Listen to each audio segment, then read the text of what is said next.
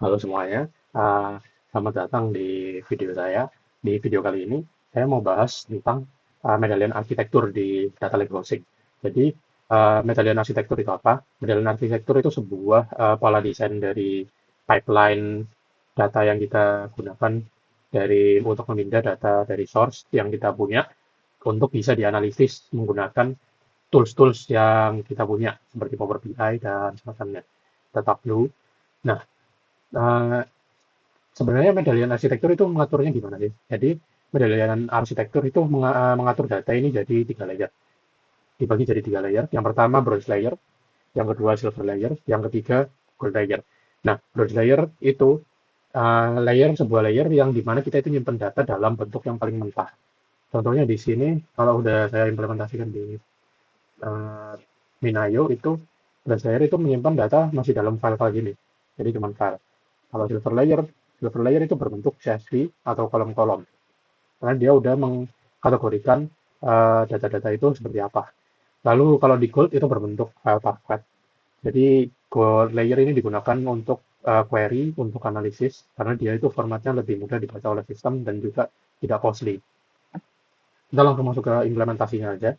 Yang pertama, di browse layer, apa yang perlu kita buat untuk jadi input?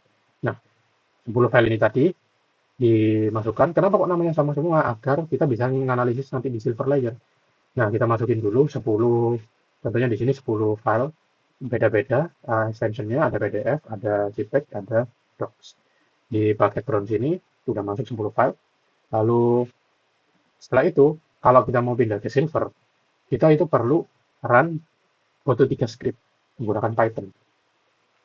Contoh di sini implementasinya menggunakan Python saya, yaitu pertama kita list dulu datanya apa aja, terus metadatanya di list, setelah itu baru di load data frame di silver layer-nya dengan input metadata list tadi, lalu dari data tersebut bakal dikategorikan dari nama silver apa file name-nya, terus dipisah, dimasukkan ke kolom-kolom sebagai berikut, yaitu ada kolom NRP, ada kolom student name, ada kolom assignment title.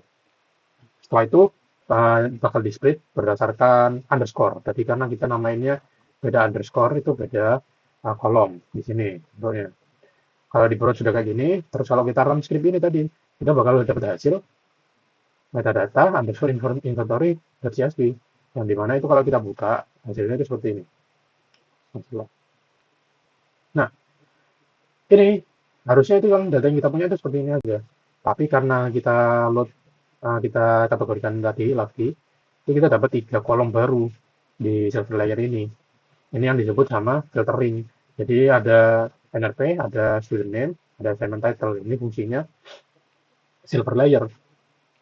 Setelah kita punya silver layer, kan kita masih perlu untuk menganalisa datanya. Kalau kita analisis lewat CSV itu lebih repot. Sehingga kita perlu mengubah data tersebut ke code layer. Nah, itu kita masuk ke base 3. Di base 3, di code layer, kita baca CSV-nya dulu. Kita baca CSV dari silver layer, kita baca CSV-nya, terus kita nambahin kolom baru. Di sini kita mau di contoh yang mau aku buat itu ada storage kategori, yaitu kategori apakah dia itu filenya itu besar atau kecil. Dengan threshold-nya itu 1 MB. 1 MB, lebih dari 1 MB dianggap besar, kurang dari 1 MB dianggap kecil. Sehingga di sini di Parquet-nya nanti itu bakal hasil kolom baru karena kita perlu kategori ini. Contohnya di sini kalau udah kita run ya.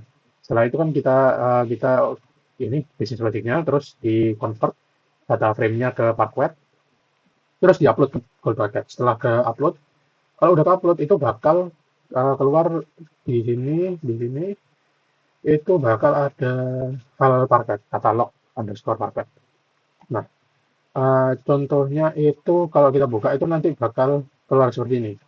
Di browse di file tadi ini, file katalog underscore Parquet ini bakal keluar kayak gini. Bentar. Nah, keluar seperti ini. Formatnya sebenarnya mirip kayak CSV tadi, tapi udah ditentuin tipe datanya. Terus ada storage kategori tadi yang udah kita business logic kita udah state di script tadi. Tinggal keluar ada yang small, ada yang large. Itu gunanya Parquet. Lalu setelah udah jadi format Parquet tadi, Kan kita mau analisis datanya apa, mau dapetin insight apa aja. Kita running script kode 3, kita running script Python. Di sini contohnya yang pertama itu ada jumlah assignment tiap extension. Jadi ada extension PDF, ada docs, ada JPG, jumlahnya itu berapa assignment per extension. Hasilnya itu seperti ini. Nongol di sini. Kalau udah di itu nanti nongol outputnya gini. Ada docs-nya dua file docs, dua file tugas dengan extension docs. Lalu ada dua file JPG dengan extension docs dan juga PDF, 6 PDF. Lalu kita bisa analis lebih lanjut lagi dengan yang kita buat tadi, storage kategori, sehingga kita bisa nentuin siapa saja yang mengupload file dengan size yang lebih dari 1 MB atau kita bisa sebut file itu besar.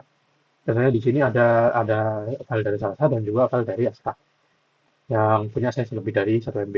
Lalu kita bisa analisis lebih lanjut lagi, contohnya di sini itu average rata-rata dari file size dari satu bronze bucket tadi, satu bucket tadi, size-nya itu rata-rata berapa, ada ketemuin 7,3 MB. Nah, dari implementasi tadi bisa kita simpulkan kalau manfaat dari medallion arsitektur itu ada 4. Yang pertama itu traceability, jadi kita bisa trace back ke layer-layer lain.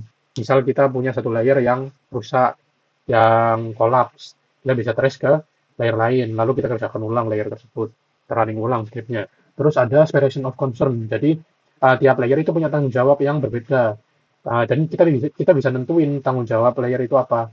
Contohnya kalau di sini, dan best practice-nya itu gini, kalau bronze itu sih untuk nyimpen, silver itu untuk bersihkan, dan gold itu untuk analisis. Jadi kita tahu di layer mana sih kalau misal ada error itu layer mana yang bermasalah. Misal di analisis, ya kalau kita nggak bisa pulling data dari Parquet-nya, ya berarti analisisnya salah.